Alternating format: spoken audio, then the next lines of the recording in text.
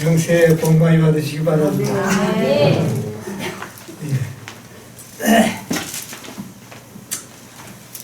정말 오늘 안식일이 이렇게 명절과 같은 날이 돼서 어떤 분들은 꽤 힘들 것이고 저 같은 사람은 참 좋네요. 명절에 쓸쓸하지 않고 여러분과 함께 은혜의 말씀을 나누게 돼서 너무나도 기쁘고 감사합니다. 오늘은 요한복음 19장에 있는 말씀 또 보도록 하겠습니다. 요한복음 19장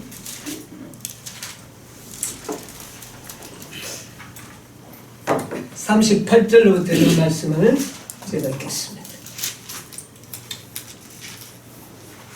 아리마대 사람 요셉이 예수의 제자이나 유대인을 두려워하여 의논하더니 이 일 후에 빌라도더러 예수의 시체를 가져가기를 구하며 빌라도가 허락하는지라. 이에 가서 예수의 시체를 가져가니라. 일찍 예수께 밤에 나왔던 니고데모도 몰약과 침향 섞은 것을 100근쯤 가지고 온지라. 이에 예수의 시체를 가져다가 유대인의 장례법대로 그 향품과 함께 세마포로 샀더라. 예수의 십자가에 못 박히신 곳에 동산이 있고 동산 안에 아직 사람을 장사한 일이 없는 새 무덤이 있는지라. 이날은 유대인의 예비일이요 또 무덤이 가까운 고로 예수를 거기 두니라. 42절까지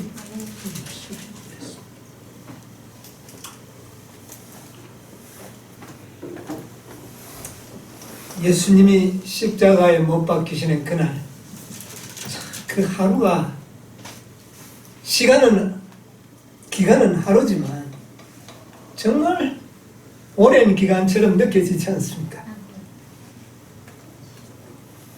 그 마지막 만찬에서 십자가에 돌아가신 그 시간까지가 그저 만 하루.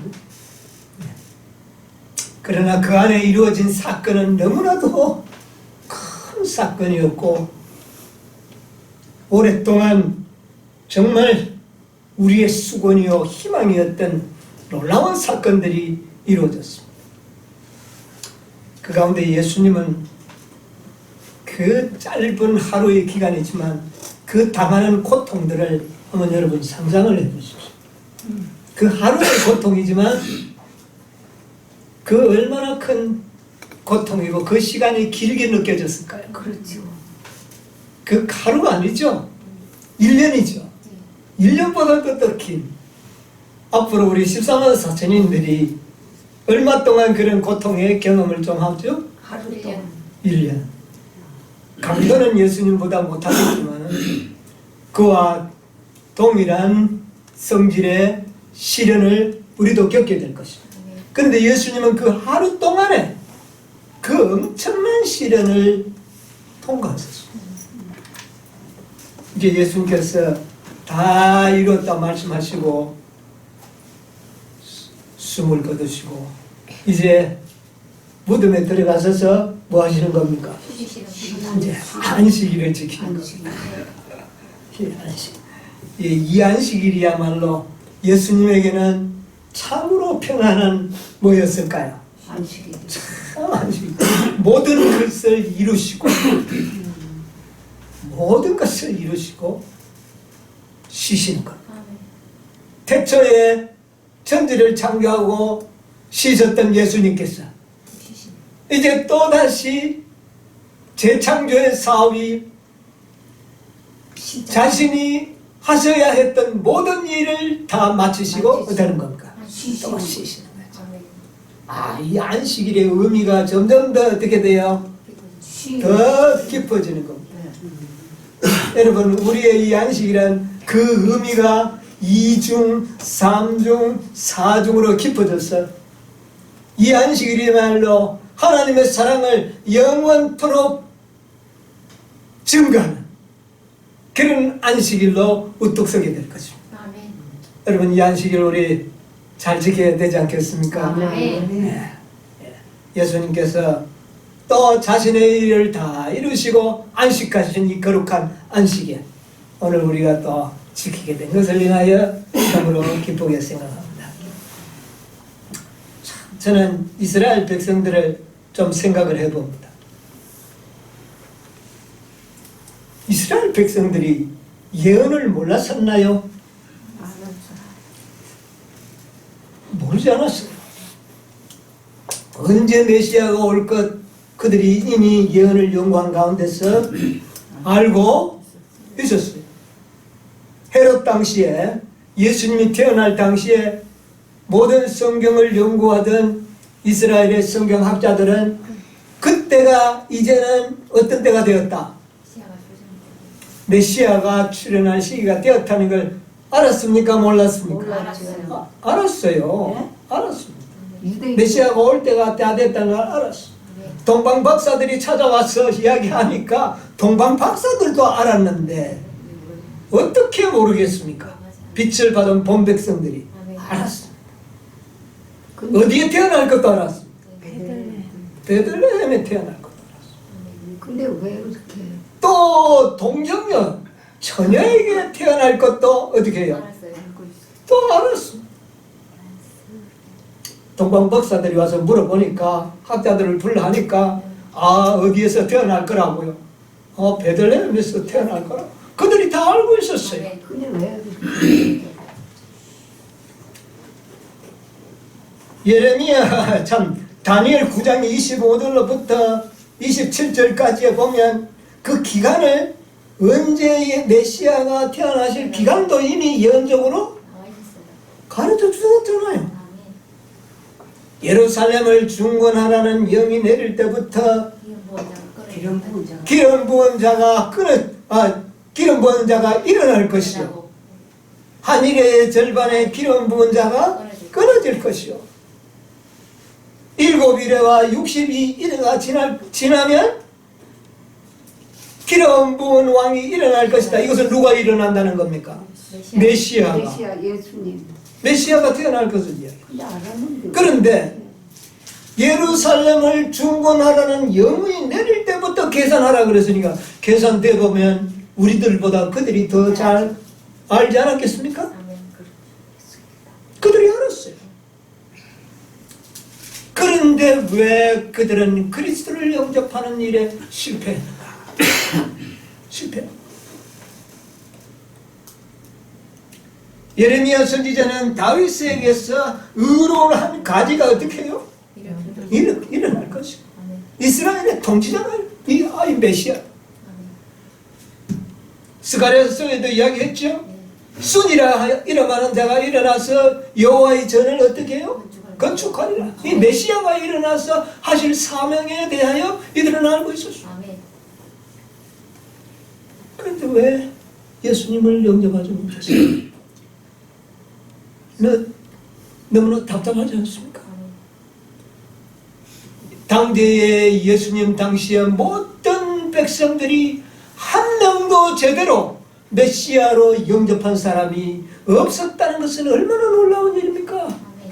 이렇게 분명하게. 그런데 그들이 예언을 모르는 것이 아니라 알았는데도 불구하고 메시아를 영접하는 일에 실패했다고는 사실에 여러분 주목하시게 되기를 바랍니다. 오늘날은요, 재림을 다 믿고 있지. 예수님께서는 일찍이 예루살렘의 멸망과 아울러 세상의 멸망을 같이 예언을 하셨어요. 같은 사건으로 묶어서 예언을 하셨다. 그렇지. 이스라엘 백성이나 오늘날 현대 이스라엘 백성들, 재림을 기다리러 가는 모든 백성들이 지금 모든 셋째 천사의 정확한 예루살렘을 중건하라는 영이 내릴 때부터 해서 시작해서 마지막 성소의 정결, 그 이후에 일어날 재림의 사건을 그들이 지금 알고 있습니까? 없습니까? 알고 있지. 주님의 재림이 임박했다는 걸 알고 있습니까? 네, 없습니까? 알고 있어요. 일요일 번경이 내릴 것 알고 있습니까? 없어요? 예. 그때가 지금이라는 것을 사람들이 알고 있어요? 없어요? 예, 있어요. 다 알고 있는데도 불구하고 이 시대의 이스라엘 백성들은 얼마나 재림 메시아를 영접할 수 있을까? 여러분 한번 생각해 보세요. 맞아요. 이것은 참으로 놀라운 일입니다. 예수님께서 한탄하시면서 이야기하셨어요. 인자의 임할 때는 어느 때와 같으리라? 노아의 때와 노아의 때와 같으리라. 또요, 롯의 때와 같으리라. 아, 롯의 때, 노아의 때, 죄 많이 지었다고. 그것만 생각합니다. 예, 죄 많이 지었던 것처럼. 오늘날 이 시대의 죄는 이미 죄악의 잔이 차고 넘칩니다. 그러면 왜 주님께서 아직 오시지 않았나요? 이제 우리가 연구할 주제들이죠. 그런데 노아의 때에 몇 명이 구원받았다고요? 8명. 한 가족 8명도 그 가정에서 한두 명이 아니라 한 가정에서 8명 구원받았다. 이거 여러분 놀랍지 않습니까?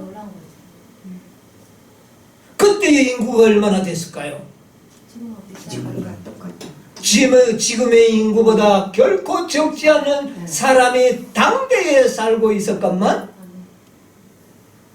노아가 만든 방주를 타고 구원 얻은 자들은 노아의 8식구 이외에는 다 어떻게 해요? 다 멸망을 당했다고 하는 사실을 예수님께서는 인자에 임할 때도 또 이렇게 어떻게 해요? 여러분 되리라고 하는 사실을 여러분 염두에 두시게 되기를 간절히 바랍니다. 여러분 이거 염두에 두셔야 됩니다. 롯의 때와 같으리라. 소돔성의 멸망을 아브라함에게 알렸을 때에 아브라함이 뭐라고 이야기했습니까? 하나님, 저 성 안에 의인 몇 명만 있으면 아브라함은 50명 정도는 충분히 있으리라. 50명 정도는 충분히 있으리라. 그렇게 생각을 했어요. 얘기해놓고 생각하니까 없을 것 같아요. 네. 그러나 나중에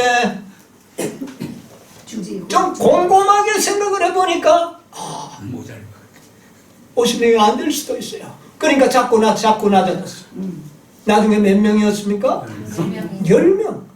하나님이요 그 속에 몇 명이 있으면 10명이 있으면 사실일까? 하나님께서 말씀하셨어요. 어떻게? 내가 사하리라. 그러나 10명이 있었나요? 없어졌어요. 그 중에도 구원받은 자는 몇 명이었습니까? 4사람이 나오다가 한 명은 한 명은 또 소금 기둥이 되고 결국은 3명. 그것도 여기저기의 백성이 아니고 롯의 한 가족. 네, 이것을 오늘날 우리들에게는 이미 거울로 비춰주셨습니다. 오늘날 많은 마음씨 좋은 그리스도인들은요, 구원받을 자가 많을 것이라고, 50명이 아니라 여러 수천만 명이 될 것이라고 그렇게 아브라함처럼 생각을 합니다. 그런데 어떤 사람은 좀 꼼꼼하게 생각을 해보는 사람은 14만 4천인도 많다. 이제 또 그렇게 이야기해요. 자, 여러분, 왜 그들이 모든 예언을 다 깨뚫고 있으면서도 왜 메시아를 만나는 일에 실패했습니까? 그들은 자기가 좋아하는 기별만 받아들이고 자기의 성경과 자기 취향에 맞지 않는 기별은 거절했기 때문에 메시아를 만나죠.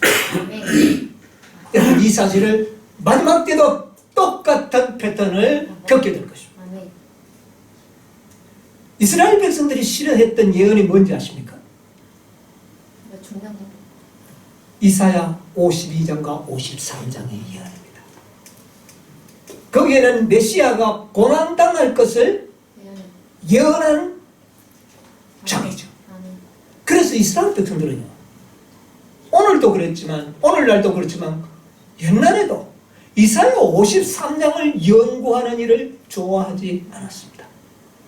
그런데 예수님께서 12살에 올라갔을 때 이사야서에 나타난 메시아관을 가지고 질문하고 답변을 주고받았죠. 그때 예수님은 뭐를 이야기했을까요? 이사야 53장에 나오는 고난받는 메시아, 이 문제에 그 지도자들의 시야를 그곳에 집중시키려고 예수님은 노력하셨어요. 그러면 대제사장들은요, 거기에 관심이 없었어요. 그거는 시야에 맞지 않았어요. 뭐만 좋았어요? 다윗의 보좌에 앉아서 영원토록 다스릴 그런 메시아를 그들은 원했지, 매맞고 찔리고 벌거벗김을 당하는 그런 메시아를 그들은 어떻게 해요? 원치 않았다는 것이죠. 이사야 53장이 그들에게 문제였어요. 오늘날도요, 이스라엘 백성들은 두루마리 성경을 지금 유대인들이 있다가 이사야 52장 3장은 건너뛰어버려요. 보지를 않으려고 해요. 아주 그들에게는 꺼리끼는 질. 여러분, 오늘날 우리 재림교회가 오늘날 재림을 기다리려고 하는 재림 성도들이 싫어하는 진리가 뭐가 있을까요? 여들 다 받아들입니다. 다 받아들입니다. 그런데 어느 진리만 오면은 그들은 어떻게 해요? 싫어하는 진리가 있어요.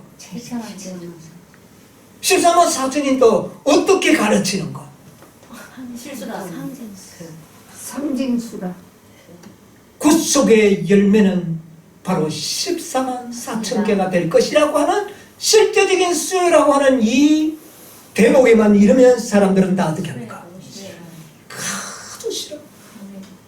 그래서 그들은 듣기 좋게 14만 4천은 뭐라? 상징이라. 그러니까 14만 4천이 상징이라면 14만 4천은 구속의 열매들입니다. 열매가 상징이라면 열매가 없는 거 아닙니까? 14만 4천은 구속의 열매들이라고 했는데 구속의 열매는 수요가 있을 거 아닙니까? 여러분, 우리가 농사를 한 마디기 지으면 그 한 마디기에 벼가 몇 가마니가 나올 것을 농민들은 압니까 모릅니까? 알고 있습니다. 사과 농사를 짓는다면 몇 평을 지으면 몇 그루의 나무를 심었다면 몇 상자의 수확이 나올 것을 알아요, 몰라요? 왜 인간 농부들도 아는데 하늘 농부께서는 의의 농사를 지으시고 의의 나무를 심어서 이 의의 열매를 추수하는데 몇 개가 열릴는지도 모르고 그는 상징이라고 돌려버리는 그런 농부를 만들어버리는 이 진리를 만들어버린 겁니다. 여러분 어떻습니까? 이 진리만 나오면은 오늘날 재림을 기다리라고 한 모든 사람들이 그 진리만큼만 하면 야, 이것은 저 신천지나 하나님의 교회 같은 이단들이 전하는 진리라 이렇게 치부해버립니다. 사단이 그걸 꺼낸다. 여러분, 사단이 말입니다. 진리가 없는 가짜를, 진짜가 없는 가짜를 만드는 게 있을까요? 여러분, 그래요, 안 그래요? 진짜가 없는 가짜만을 만들 수 있을까요? 만들 필요가 없는, 속이려고 만드는 것인데 진짜가 없는데 뭐 속일 것이 있어요? 14만 4천인의 수요가 진짜가 아니라면 왜 신천지가 저를 난리치느냐? 이미 사단은 어떻게 해요? 알고 있다는 겁니다. 여러분, 이 14만 4천인의 수요를 상징이라고 한다면 그저 구원만 받으면 뭐 14만 4천인 되겠네. 뭐 14만 4천이네. 중요성도 의미도 아무것도 모르고 그저 하늘에 와서 이 지상에서보다 더 계급이 높은 것으로만 생각을 해서 마치 한 계급 더 높아지기 위한 그런 어떤 희망을 가지고 14만 4천이 되려고 하는 겁니다. 여러분, 우리가 계급이 높아지려고 14만 4천이 되는 겁니까? 아니요. 하늘이 그런 어떤 권세를 누리는 계급이 있는 나라입니까, 하늘이? 하늘에는 계급이 높을수록 더 봉사, 더 낮아지는 그런 봉사의 직분으로 되어 있지 않습니까? 누가 봉사하기를 좋아합니까, 오늘날 사람들? 여러분, 이것은 매우 놀라운 이스라엘 백성들이 모든 예언을 알고 있었지만 고난받는 메시아가 그들은 싫었던 것처럼 오늘날도 고난받을 14만 4천인, 여러분 14만 4천인은 뭐를 받아야 합니까? 고난을 받아야 합니다. 싫어요. 고난을 받아요. 또 그 다음에 예수님의 그 품성이 정말 흠과 점이 없었다. 그와 같이 14만 4천인도 어떤 품성이 되어야 된다? 흠과 점이 없는 자가 되어야 된다. 아, 내가 어떻게 그렇게 될 수 있다. 그래서 믿음의 이 진리를 이해하지 못하는 자들은 흠과 점이 없는 생애를 살아야 14만 4천이 되기 때문에 나는 그것은 불가능하다고 생각하고 그 질만 나오면 어떻게 돼요? 싫어요. 그러니까 그걸 상징으로 돌려서 그냥 그거는 특별한 사람이나 얻는 것이고 우리는 허다한 무리에 들어가자, 이렇게 사단이 마지막 재림의 메시아를 영접해야 할 백성들을 다 기만하고 있다. 그러므로 그들은 뭐 되지 못하고 준비가 되지 못하는 것입니다. 이 진리를 깨닫지 못하면 흠과 점이 없는 품성을 소유할 수가 없는 것입니다. 왜? 표준이 없어졌다. 재림교인들의 표준들이 다 어떻게 돼버렸습니까?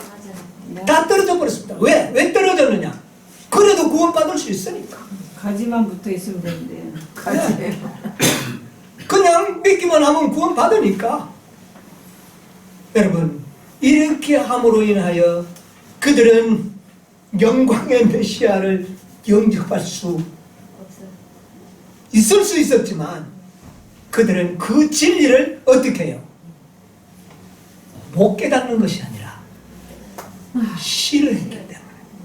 여러분, 이게 중요한 겁니다. 이스라엘 백성들이 메시아에 대한 개념에 대한 진리를 못 깨달은 것이 아니라 그 진리를 깨닫기를 싫어했다. 그 결과로 그들은 우리를 구원하러 오신 메시아를 십자가에 죽이는 그런 백성이 된 거죠.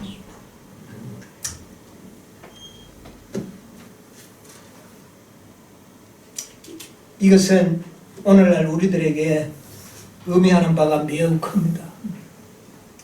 여러분, 계시록 18장 천사의 이 기별은요, 허다한 무리들에게 주어진 기별이 아닙니다. 18장의 기별은 14만 4천인의 후보자들을 위하여 주어지신 특별한 기별이라는 것입니다. 셋째 천사의 기별에 첨가된 기별이라고 그랬어요. 무슨 말인지 아세요? 18장 천사의 기별은 저 장로교인들에게 필요하지가 않습니다. 그들에게는 이 기별이 필요 없어요. 누구들에게만 필요한 겁니까?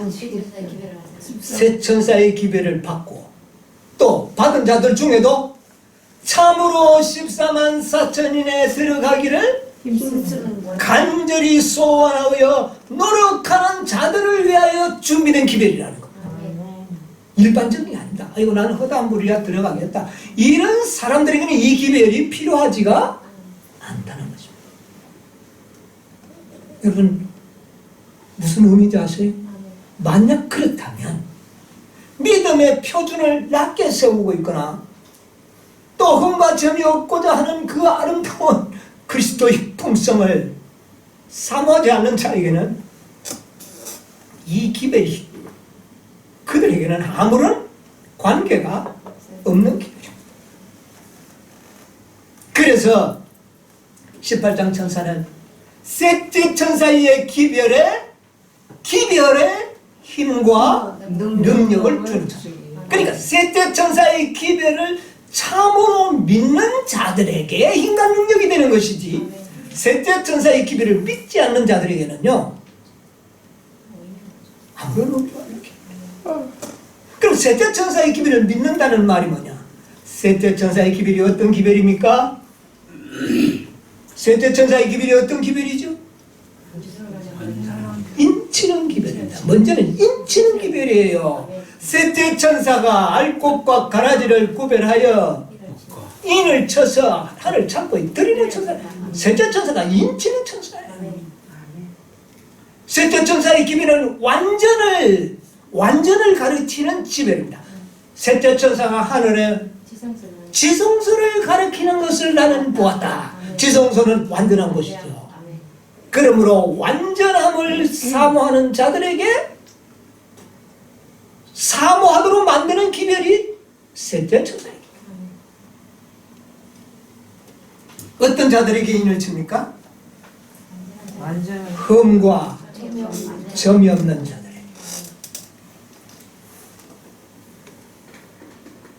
그런 자들이 발버둥을 칠까 하니까 자기가 그런 사람이 되어보고자 그런 자들에게 시대소망 762페이지가 소개되게 되는 것입니다.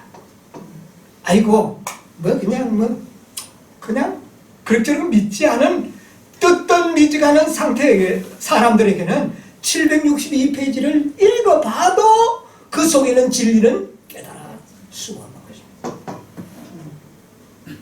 어떤 자들에게요? 인을 받기를 원하고 14만 4천에 들어가기를 간절히 소망하는 자들이, 완전하게 되기를 원하는 자들, 흠과 점이 없는 생애를 살기 위하여 노력하는 이런 자들에게 시대소망 762페이지가 공개되는 것입니다. 여러분, 18장 천사는 아무에게나 공개되지 않은 것입니다.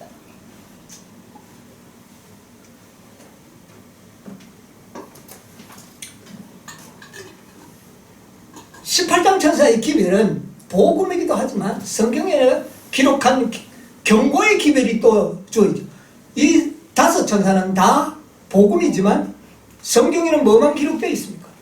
경고만이 기록되어 있습니다. 자, 18장 천사가 마지막으로 경고하는 기별은 뭡니까? 내 백성아, 거기서 나와 참여하지 말라. 만약에 거기서 나오지 않으면 재앙을 받게 될 것이다. 이 경고의 기별. 그러면 기별은 뭡니까? 거기서 내 백성아 어디서 나오라는 겁니까? 거기가 어디입니까? 거기. 그러니까 그 죄에서 나오는 바벨론에서 나오는 거예요. 18장은 바벨론에게 주어진 기별 아닙니까? 무너지니까 지금 바벨론이 성이 무너지고 있으니까 무너지기 전에 너희들은 어떻게 해요? 나오라는 것이 18장의 기별이에요. 바벨론이 뭡니까? 자, 옛날에 바벨론 나라, 바벨론 교회, 바벨론이 선고를 받은 교회만 있습니다. 그래서 지금까지 우리는 쉽게 그들 가운데서 어떻게 하라? 나오라고. 그것은 둘째 천사가 외쳤던 기별이에요. 그러나 18장 천사가 외치는 바벨론의 기별은 그것과 차원이 다른 겁니다. 여러분, 셋째 천사의 기별. 지금 세상은 분리를 주장하지 않고 뭐를 주장하는 시대에 살고 있습니까? 연합을 원하는 시대에 우리가 살고 있습니다. 시대.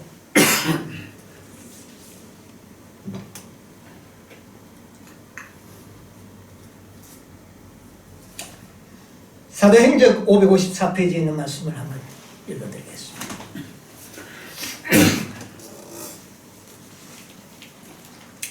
여러분, 바벨론이 어딘지를 잘 생각하시기 바랍니다. 여러분, 바벨론은 옛날에는 장소였습니다. 그리고 나중에는 특정 교단이었습니다. 그러나 지금은 좀 더 범위가 넓어집니다. 여러분, 나라였을 때는 저 한 나라죠. 그럼 교회였을 때는 이 교회는 한 지역이 아닌 세계적이죠. 그러나 특수한 부류의 특정한 무리들이죠. 범위가 아주 넓어졌습니다. 거짓 교리가, 바벨론의 뜻이 뭡니까? 혼자. 이제 우리는 이 바벨론의 그 본 말의 의미대로 찾아 들어가야 됩니다. 혼잡하면 뭡니까 그게? 바벨론. 나라가 아니고 교단이 아니라도 혼잡하면 그게 뭐죠? 바벨론. 바벨론. 지금은 어떤 상태입니까? 혼자. 혼잡하다면 거기서 어떻게 해요? 나와야 됩니다. 어떤 교단이 아닙니다. 그 시대는 이미 지났어요. 물론 나와야죠. 물론 나와야죠. 그러나 교단에서만 나왔다고 나는 됐다. 나 바벨론에서 나왔다고 할 수 있느냐고 말이에요. 아니에요. 아니에요. 내 마음에 거짓 교리가 아직도 내 마음에 남아있다면 나는 뭡니까? 바벨론. 바벨론입니다. 내 마음속에 거짓 교리가 아직도 내 믿음 속에 주장하고 있다면 나는 누굽니까? 바벨론입니다. 여러분 의미가 다르죠? 네. 18장이 이야기하는 바빌론은 그와 의미가 좀 더 다른 겁니다. 자, 이 바빌론은 나오라 그랬어요. 그런데 사람들은 왜 너희들이 다 똑같이 안식일을 지키는데 왜 같이 연합을 해야지 나오느냐고 지금 이야기해요. 그것은 사랑이 없는 행위라고 이야기해요. 자, 이거 한번 들어보세요. 사도행전 553편.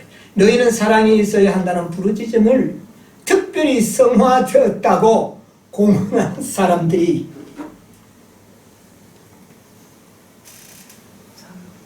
찾았어요? 예. 그럼 한번 읽어보세요. 554.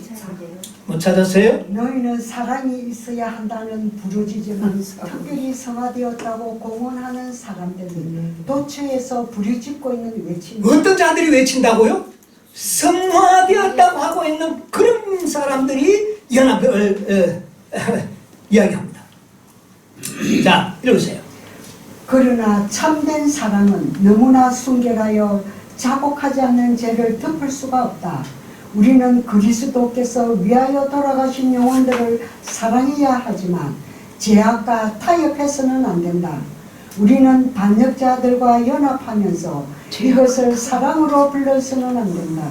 하나님께서는 요한이 영혼을 멸망시키는 오류들을 받게 한 것처럼 이 시대에 당신의 백성에게 의를 위하여 확고부동하게 서라고 요구하신다. 예, 꼭까지 봅시다. 자, 우리는 진리를 거절한 자들과 연합하면서 그들을 사랑하기 때문에 연합해야 된다고 하는 말은 가능한 겁니까? 아니요. 그거는 있을 수 없다는 거예요. 아멘.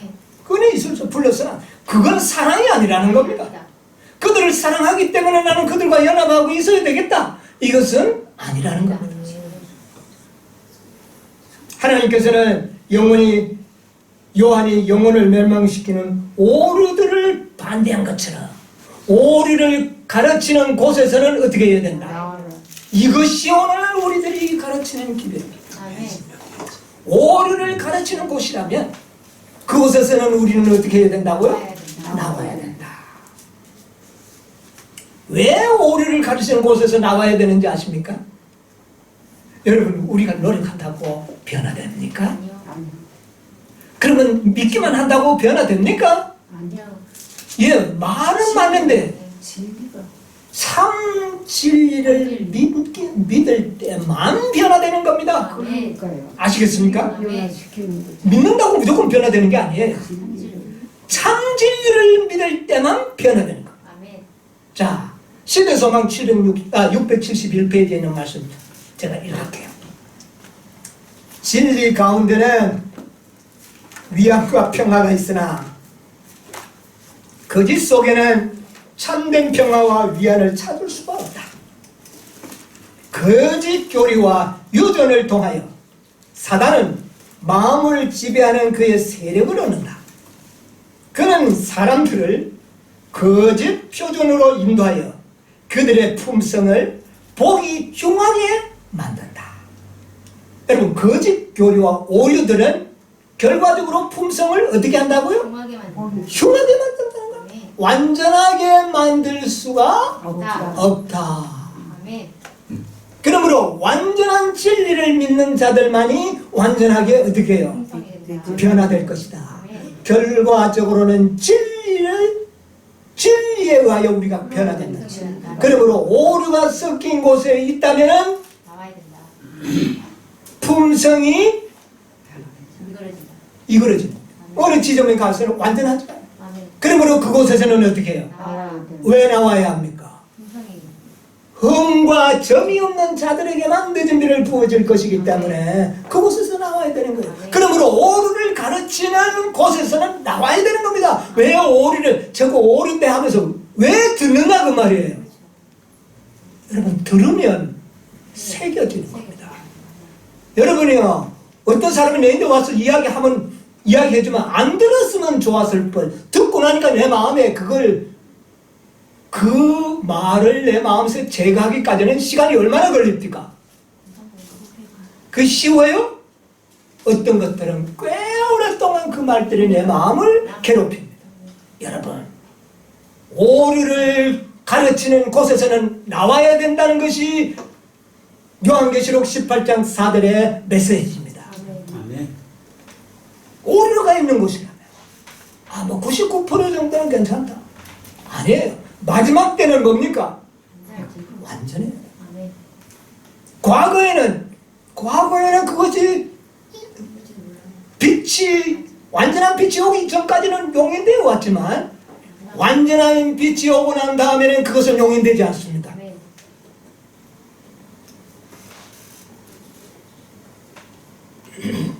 리브엔드 헤랄드에 있는 말씀을 하나 보겠습니다. 문을 떴다 큰 성, 이건 두째 천사의 이별이죠.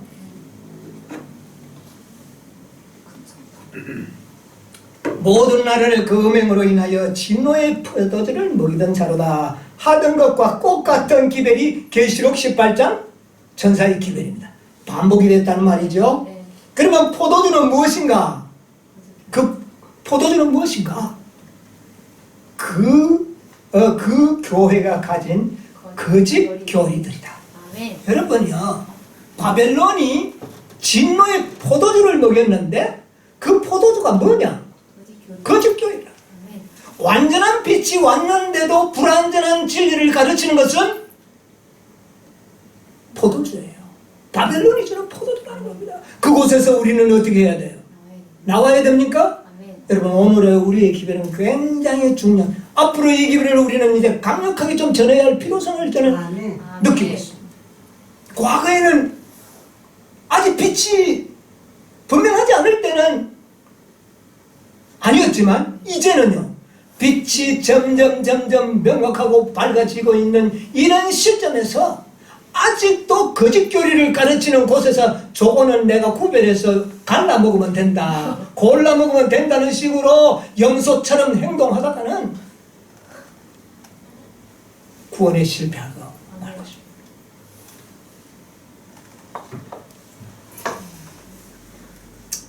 거짓 교리들이다. 예수께서 그의 공생애를 시작하셨을 때 그는 성경 경례에 있던 모든 신성 모독적인 것을 일소하셨다. 아멘. 셋째 천사의 기별의 큰 아침 속에서 하늘에서 한 음성이 들려가로되 내 백성아 거기서 나와 그의 죄에 참여하지 말고 그의 받을 재앙을 받지 말라. 그 죄는 하늘에 싸묻혔으며. 이게 계시록 18장의 기별. 이제는 완전한 빛이 왔을 때나 불완전한 빛 가운데 머물러 있는 것은 자기의 죄. 그것은 진노의 포도주를 받을 수밖에 없는 선택을 하게 되는 것입니다. 이것을 분명하게 이제 이야기하지 않으면 안 될 거예요. 여러분 14만 4천인의 교리가 말입니다. 그거 14만 4천 못 들어가면 구원 못 받나? 허다한 물에 들어가면 예 맞습니다. 틀린 말이 아닙니다. 그러나 그게 언제까지나 그렇게 되는 겁니까? 여러분 때를 분별하지 못하는 자들이 옛날 이스라엘 백성들이요 오늘날 이스라엘 백성들입니다. 지금 때가 어느 때입니까? 이제 때가 어느 때가 되었어요? 이제는 14만 4천 무리에 들어가지 않으면 구원이 없는 때가 지금 다 되었다는 겁니다. 여러분이 이걸 기억하셔야 돼요. 아직 허다한 무리가 받을 수 있습니다. 그러나 이제는 허다한 무리가 아니고 14만 4천이나 들어가지 못하면은 구원이 없는 그런 때가 되어 간다는 사실입니다. 내가 되어온다. 언제부터 그런 때가 오죠? 일요일 법령. 일요일 법령 때부터는 여러분 14만 4천일에 들어가든지 아니면 살려가는 천사에 의하여 사륙을 당하든지 두 길밖에 없어요. 아멘. 에스겔 9장에 보면 인이 없는 자는 장로로부터 어린아이에 이르기까지 다 어떻게 하나? 어린아이도 죽이라고 그랬어요. 여러분 이런 때가 지금 오고 있습니까 없습니까? 오고 있어요. 오고 있는데도 우리가 입을 다물고 있다면 그 피를 우리에게서 찾게 될 것입니다. 하나님께서 에스겔에게 이야기했어요. 네가 만약 입을 닫고 있으면 그 피를 어떻게 해요? 너에게서 찾게 될 것입니다. 그래서 이제 우리가 이 기별을 전하지 않으면 안 될 것 같아요. 왜? 때가 임박하기 때문에. 아직은 물론 아니지만 그런 때가 착착착착 우리에게 가까이 오고 있는 겁니다. 왜 우리가 위험스럽게 그런 위험한 장소에 있도록 우리가 방관하고 놔둬야 할 것이냐. 여러분의 자녀가 그런 위험한 지경이 지금 위험이 급박하게 다다르는데도 불구하고 아직은 아니니까 놔두자. 여러분 우리가 그렇게 할 수 있나요? 육체적으로 위험을 당할 때 우리는 기겁을 하고 그 아이를 어떻게 할까요? 끄집어 오지 않습니까? 여러분 이것은 매우 중요합니다. 사단은요 우리 인간들을 다 속였습니다. 14만 4천 교리 아이고 그것만 들으면 머리가 지긋지긋하게 아프도록 그렇게 만들어버렸습니다. 이사야 53장만 나온 유대인들은 머리가 지긋지긋합니다. 예나 지금이나. 여러분 이 역사는 또 반복되고 있는 목사에게 보내는 권면 409, 410페이지 가운데 이런 말씀이 있습니다. 사단이 하는 말입니다. 사단은 내가 나가서 속이는 영이 되어 내가 할 수만 있다면 이들을 속이고 비평하고 저주하고 거짓 것을 만드는 이가 되게 하리라고 말합니다. 사단이 뭐를 만들도록 하겠다고요? 하나님의 백성들 속에 거짓을 오류를 내가 만들어버리겠다. 기만과 거짓 증거의 죄가 큰 증거를 받았던 어떤 교회에 의해 받아들여져서 그 교회는 주님께서 보내는 기별을 제거할 것이요 지극히 비이성적인 주장과 거짓된 추측과 거짓 이론들을 받아들이게 될 것이다. 무슨 빛을 받았던 자들에게?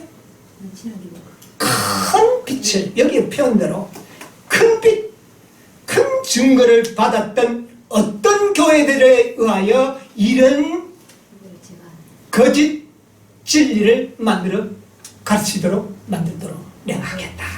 사단이 그렇게 이야기했다. 사단은 그들의 미련함을 비웃는데 이는 진리가 무엇인지 알고 있기 때문입니다. 많은 사람들은 사단의 가증한 횃불에서 붙인 거짓 예언의 횃불을 손에 들고 우리 강단에 서게 될 것이다. 그리스도께서는 내가 오늘날 평화에 관한 일을 알았다면 제가 울 뻔하였거니와 내 눈에 쓴 게 없구나. 그렇게 말씀하셨습니다. 여러분요, 모든 사람들이 속아버린 기별이 뭘까요? 14만 4천인들이 재림교회가 처음부터 몰랐나요? 정확하게 그들은 알았습니다. 알았어요 그때. 실제적인 수요라는 것도 알았습니다. 죽은 자도 들어간다는 것도 그들은 가르치고, 그러나 그 기별이 점점 싫어지기 시작했어요. 숫자가 늘어나는 이방교회, 바벨론 교회와 어깨를 나누어서 경쟁해보고 싶어서 숫자를 불리는 일에 급급한 나머지 이 14만 4천인의 진리가 그 걸림돌이 된다는 것을 깨닫게 된 겁니다. 이게 기별을 전하는 수요가 불어나지 않을 것을 알게 된 것. 사단은 그것을 무기로 했어. 그리고는 만들어진 것이 대체하는 기별이 뭐냐? 14만 4천이는 뭐다? 상징이다. 묘하게 14만 4천은 안 믿는다는 것도 아니에요. 믿는다는 겁니다. 아주 요게 사단의 기만이에요. 상징으로 가르쳤다. 상징인데 그걸 가지고 뭐 신경 쓸 게 뭐가 있어요? 의미가 없잖아요. 상징이니까. 아까도 이야기했지만 그 속의 열매가 6,000년 동안 하나님께서 이 땅에 당신의 아들의 피를 흘려서 지은 복음의 그 열매의 수요가 상징이 되어버린다. 이거 말이 되는 겁니까? 여러분, 이것이 오늘날 사단이 우리에게 기만으로 만들어준 것입니다. 그래서 실제적인 수요라고 한다면 이거는 막 이단 중에 이단이 전하는 기별처럼 사람들은 생각합니다.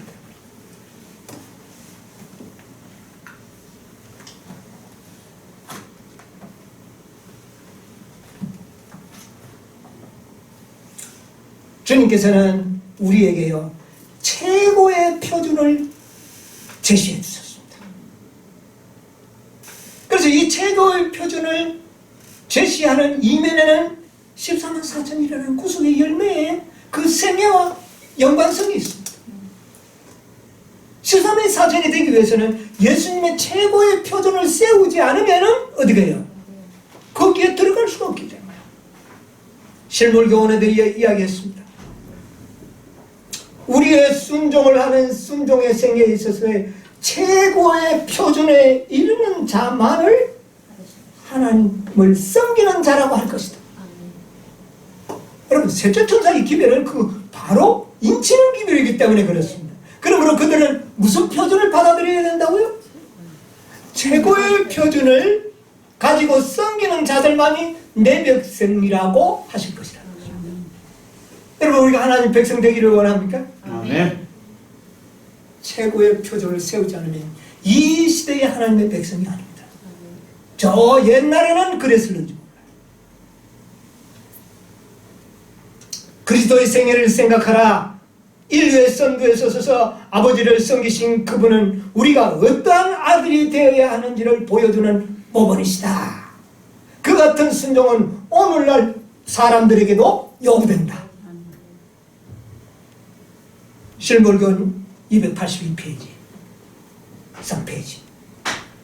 시간이 없어서 간단히 제가 좀 설명합니다. 청년에게 보낸 기별 45페이지 강도 보면 이런 말씀했습니다. 그리스도의 품성을 완성하는 데는 바른 행위를 하려는, 의를 행하려는 부단의 노력이 필요하다. 나는 품성을 형성하는 일에는 부단의 노력과 활동력이 필요하다는 것을 청년들에게 감명시켜 주고 싶다.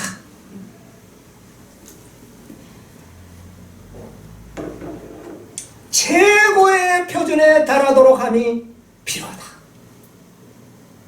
여러분, 표준을 높이 세워야 되는 것입니다. 이것이 마지막 하나님의 백성들의 하나님의 요구라는 것입니다. 부단의 노력이 필요하다. 그러면 뭐 선물이라 그러더니 무슨 또 노력이 나오냐.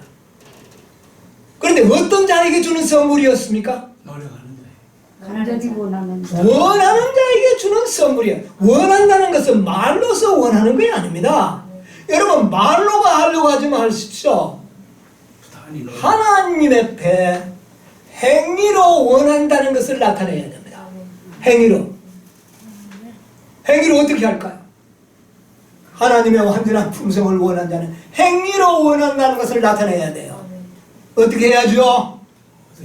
간절히 기도하고 높은 표준을 세우고 하나님의 율법을 순종하기 위하여 부단의 노력을 할 때 그것이 하나님 보실 때 네가 정말 원하는구나. 그런 자에게 선물로 준다는 말입니다. 아멘. 그런 자에게 선물로 주시면 아멘. 기다리는 자입니까? 아니요. 믿음은 그것이 아닙니다. 마음으로 믿고 입으로 시인하여 행동하는 것이 참 믿음이에요. 아멘. 원해야 됩니다. 아멘. 누구처럼? 예수님. 누가복음 18장에 보면 원함의 원한 맺힌 과부처럼 원해야 되는, 그게 원하는 자예요. 그런 자에게 원하는 증거하고. 완전한 품성을 뭐한다. 왜 그게 선물이냐? 내가 그렇게 노력했는데 왜 선물이냐 그 말이에요. 왜 선물인지 아세요? 선물을 받았으니 감사해서 노력해야죠. 예, 물론 그 말도 의미가 있죠. 왜 선물이냐면 아무리 노력하고 내가 아무리 순종해도 완전한 품성에 이르지 못합니다. 안 되는 거예요. 안 되는데 그렇게 원하는 자들에게 하나님이 주셨으니까 그게 뭡니까? 나에게는 선물이다. 아멘. 노력으로 되면은 선물이 아니죠. 내 노력으로 되죠. 내가 아무리 노력하고 아무리 순종하고 아무 애를 써도 안 돼요. 그러나 그렇게 원하는 자들이 하나님이 선물로 주는 거예요. 아멘. 그러니까 그게 뭡니까? 선물이요. 선물. 여러분 원한다는 말의 의미를 이해하시겠습니까? 아멘. 실물교훈 330페이지 보면 하나님께서는 표준을 높이 세우기로 결심한 자들만을 받으실 것이다. 이게 원한다는 말입니다. 이게 원하는 거예요. 338. 하나님의 품성은 높은 표준을 세우는 자들에게 주어지는 선물입니다. 아멘. 아멘. 내가 높은 표준 세웠다고 내가 이루어냅니까? 아버지의 못 이루죠. 그러나 그렇게 표준을 세우고 아버지는 내가 그렇게 되어야 되겠습니다. 노력하면 주님께서 뭐로 주시겠다. 선물로 주신다. 하루만 찾아가면 줍니까? 주실 때까지. 한 맺힌 과부가 언제까지? 주실 때까지. 주실 때까지. 그게 믿음이라. 아멘. 낭망하지 말라는 겁니다. 주신다는 겁니다. 그런데 우리는 너무 낭망하는 말이 자주 나와요. 왜 나는 안 되나? 또 나와. 왜 안 되냐면 뭐가 안 돼요? 주실 때까지 하면 되는데. 믿음이 부족하기 때문에 그 말이 나오는 거거든요, 우리에게. 그렇죠. 조심하시겠다. 우리는 결코 선천적으로 후천적으로 악으로 기울어지려는 우리의 성격에 맞추기 위하여 나는 이 환경이 안 돼. 나는 성격이 그래서 표준을 낮추지 말라는 겁니다. 절대로 표준을 낮추지 마세요, 여러분. 표준을 낮추어서는 안 된다. 우리는 품성의 불완전함이 죄가 된다는 것을 알 필요가 있다.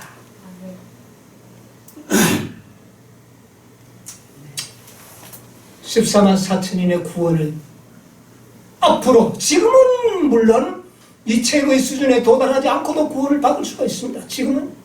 그러나 어느 때가 되면 최고의 표준에 도달하지 않는 자는 다 어떻게 해요? 살려가는 천사에 의하여 사륙을 당한다는 때가 온다는 사실을 기억하자는 말입니다. 아멘. 사도행전 482페이지 가운데 보면 이런 말씀이 있어요. 이 말씀은 분투하는 모든 영혼을 돕기 위하여 기록되었다. 우리를 돕기 위해서 기록되었다. 바울은 완전히 표정을 세우고 거기에 도달하는 방법을 보여준다. 바울은 너희 구원을 이루라. 너희 구원을 어떻게 해요? 이루라. 누가? 너희가 이루라는 겁니다.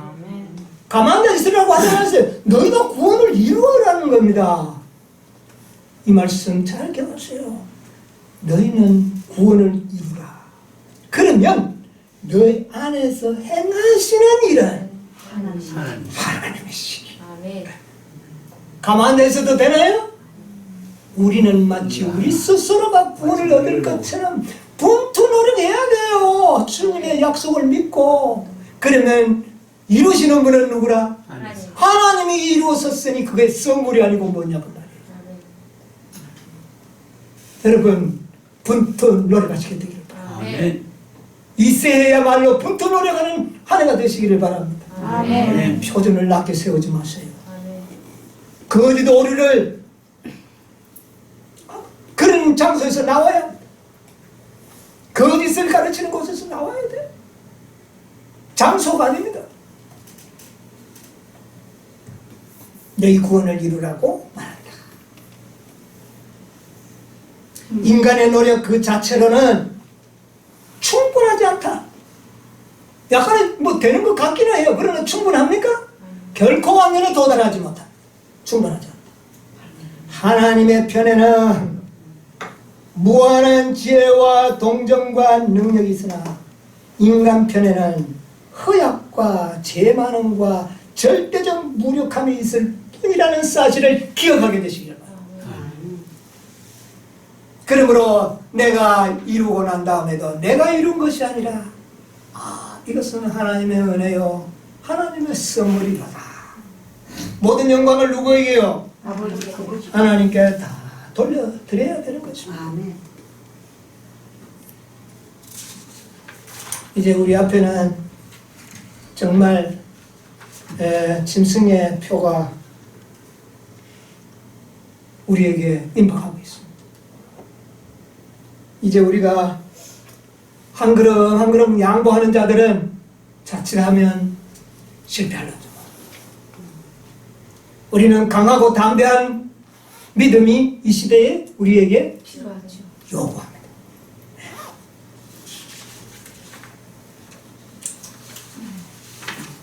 교회증언 5권 81페이지 가운데 보면은요, 이때의 교회 내에는 황금과 불순물이 분리될 것이다. 참된 경건은 경건의 모양과 외부적 장식과 분명히 구별되어 날 것이다. 쭉정이가 바람에 구름이 날려가듯이 날려갈 것인데 심지어 우리가 풍성한 알곡만을 보는 곳에서도 그러할 것이다. 여러분, 우리는 정말 더 노력해야 합니다.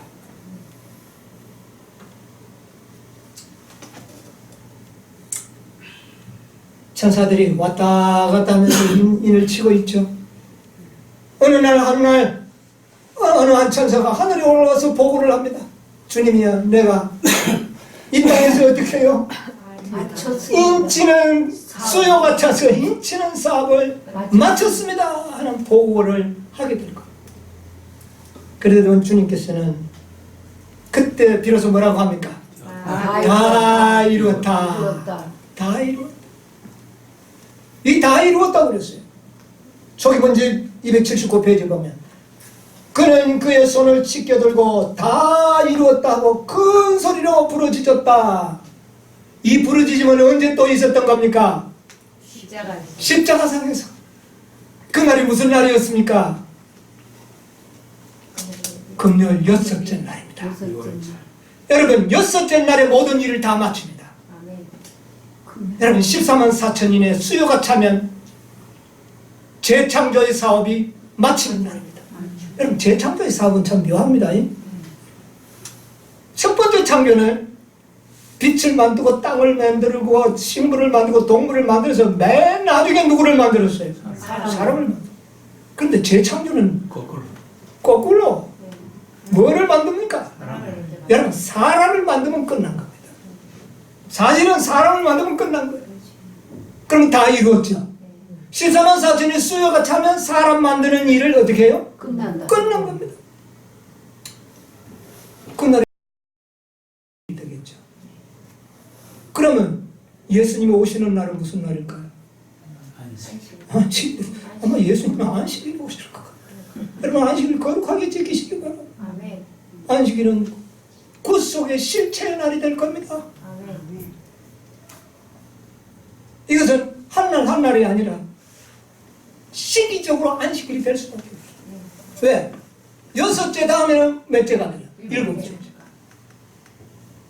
다 이루었다고 난 다음에 다른 사건은 뭡니까? 재림이죠? 재림은 안식일 합니다. 그 다음이니까. 아마 예수님께서 7째 날에 저는 재림하시리라. 개인적으로 그렇게 믿습니다. 여러분, 출발이 일요일 날 할 거예요. 모든 일이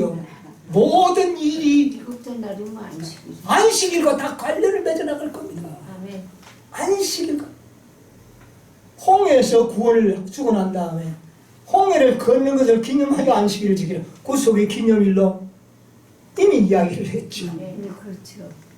그래서 예수님께서 다 이뤘다고 무덤에서 안식하신 그날, 또 14만 4천인의 인치는 사업을 마치시고 다 이뤘다 하시고, 재림은 모든 인류와 모든 거민들에게 안식일이 되는 겁니다. 아멘.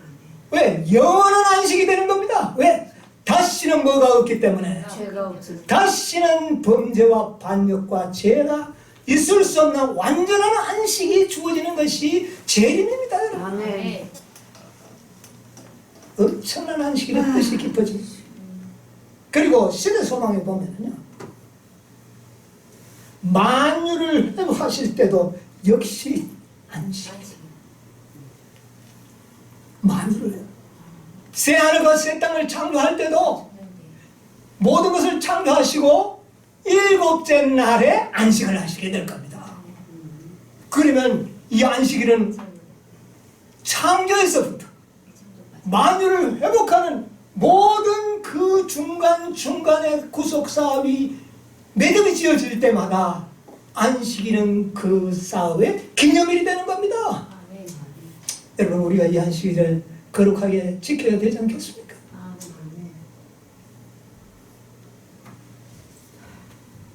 아멘. 시대소망 769페이지, 오늘 이 바로 제가 설명하고자 하는 이 주제는 어디서 나오느냐, 시대소망 제80장 요셉의 무덤에서 하는 이 내용의 서론으로 오늘 제가 말씀을 드리는 겁니다. 그 장에 보면 마침내 예수께서, 공부가 조금 읽어주실래요? 마침내 예수께서 운명하셨다. 수치와 고통의 긴 날은 끝났다. 지는 태양의 마지막 광선이 안식일에 가까움을 고할 무렵 하나님의 아들은 고요히 요셉의 무덤에 누우셨다. 당신의 사업을 완전히 마치고 당신의 손을 평안히 접으신 채 그분은 안식일에 거룩한 시간 동안 편히 쉬셨다. 그 다음에 그 밑에 좀 내려오면은, 비록 이 세상에 있는 예수님을 사랑하는 자들에게는 슬픔이 있었지만, 해서 한번 읽어보시죠. 비록 이 세상에서 예수님을 사랑했던 제자들에게는 슬픔이 그 있었지만 안식일에 참 슬펐어요. 그들은 참. 하늘에는 기쁨이 있었다. 이 기쁨을 맛봐야 했던 겁니다. 미래에 대한 약속은 하늘 거민들의 눈에 영광스러웠다. 회복된 창조물, 즉 구속받은 인류는 죄를 정복함으로 다시 타락할 수 없을 것이다. 다시는 타락할 수 없는 것이다. 하나님과 천사들은 이것이 그리스도께서 이루신 사업에서 흘러나오는 결과임을 보았다. 예수께서 쉬신 이날은 이런 광경들과 영원히 연결되었다. 이것과 연결시켜야 됩니다. 단순한 안식일이 아닙니다. 그것은 그의 공덕은 완전하고 무릇 하나님의 행하시는 것은 영원히 있을 것이기 때문이다. 하나님이 영원 전부터 거룩한 선지자의 입을 의탁하여 말씀하신 바 만유를 회복하실 때가 올 것인데 그것은 역시 창조 당시에 그것도 역시 창조 당시에 뭐? 안식일. 예. 곧 예수께서 요셉의 무덤 속에서 쉬시던 그날이 휴식과 기쁨의 날이 될 것이다. 그날도 안식일이 될 것이라는 겁니다. 아멘. 예, 그 다음에 하늘과 땅은 매 안식일 함께 찬양하고 구원받은 민족들은 하나님과 어린 양에게 즐거운 예배를 드릴 것이다. 아멘. 거기까지만 보겠습니다. 아멘. 여러분, 그 안식일이, 태초의 안식일이, 또 예수님이 십자가에 돌아가시고 쉬시던 그 안식일이, 또 14만 4천인이 수가 다시고 다 이뤘다가 온 재림의 날이 안식. 또 안식일이 될 것입니다.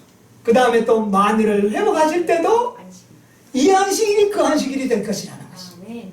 여러분, 이 안식일은 놀라운 영원한 안전, 영원한 하나님의 사랑의 징표로서 너희가 이 안식일을 지키면 너희가 성화의 표징으로 안식일을 지키라고 그랬지 않습니까? 여러분, 이 안식일을 지키는 자들에게 이와 같은 놀라운 회복이 우리의 생애에서 성취되고 또 역사 속에서 성취되고 하나님의 구속 사업에서도 완성을 가져올 것입니다. 이 안식일의 중요한 뜻을 여러분 결코 잊어서는 안 된다고 것입니다. 이 놀라운 안식일 정말 원래는 매 안식일마다 이 안식일이 주는 새로운 뜻을 우리가 생각하면서 여러분 이 놀라운 축복을 우리 다 함께 공유하시는 여러분과 제가 되시기를 간절히 바랍니다. 네. 찬송과 영광과 존귀를 받으시기에 합당하신 하늘에 계신 우리 아버지, 아멘. 아버지 은혜를 참으로 감사합니다. 아멘. 오늘 또 세상에 알지 못하는 이 거룩한 날, 아버지여 적은 무리지만 또 이렇게 아버지의 존전으로 불러 모아 주시고 하늘의 귀한 생명의 말씀으로 우리에게 먹여줘서 사오니 감사합니다. 아멘. 아버지 오늘은 이 세상이 즐거워하는 구정명절을 맞이하여 세상은 요란하고 복잡합니다. 그러나 주님이여 저희들을 이처럼 축복하소서. 아버지의 전에서 평안하고 안전한 가운데서 주님의 말씀을 들으며 아버지여 우리의 믿음을 다시 한번 다지고 참과 거짓을 분별할 수 있는 지혜와 총명을 우리에게 허락하여 주셨사오니 감사합니다. 아멘. 오 아버지여 이제는 때가 임박하였습니다. 주여 이제는 완전한 것 외에는 더 이상 하나님이 용납하실 수 없는 때가 이제 우리에게 다가오고 있습니다. 주님이여 때를 분별할 줄 아는 사람들이 될 수 있도록 도와주시옵소서. 아멘. 아버지여 많은 사람들은 청기는 분별하면서도 주님이여 주님께서 말씀하신 이 연의 때를 알지 못하는 오늘날의 아버지여 귀한 백성들이 이 땅에 너무나도 많이 있습니다. 주여 이들에게 때를 알리는 그런 사람들이 되게 하여 주시고 아멘. 참으로 주님의 재림의 때를 잘 알려서 많은 영혼들이 다 이 영광에 동참할 수 있도록 주여 축복하여 주시옵소서. 아멘. 오늘 들은 말씀을 우리의 심령에 새기도록 도와주시고 완전한 표준 완전한 생애 주여 이 일을 위하여 이런 생애를 살기 위하여 부단의 노력을 아끼지 아니하는 아버지여 그런 백성들 되게 도와주시옵소서. 아멘. 오늘 또 부득불 나오지 못하는 영혼들 또 고향으로 갔어 있는 영혼들 다 주여 축복하시고 이 거룩한 시간을 기억하게 하시며 시험에 들지 않도록 지켜 보호하여 주시옵소서. 아멘. 또 아버지여 뒤로 물러간 영혼들이 있습니다. 아버지 그들에게 은혜를 베풀어 주시고 다시 한번 기회를 허락하소서. 아멘. 주여 이 진리와 연합할 수 있도록 주님께서 역사하시고 성령의 이끄심이 함께하여 주시옵소서. 아멘. 이제는 아버지의 무궁하신 사랑과 우리 주님의 또 그 말로 다 할 수 없는 은혜와 성령의 감동하심이 우리 모두와 함께하여 주시옵기를 예수님의 이름으로 기도하옵나이다. 아멘. 아멘.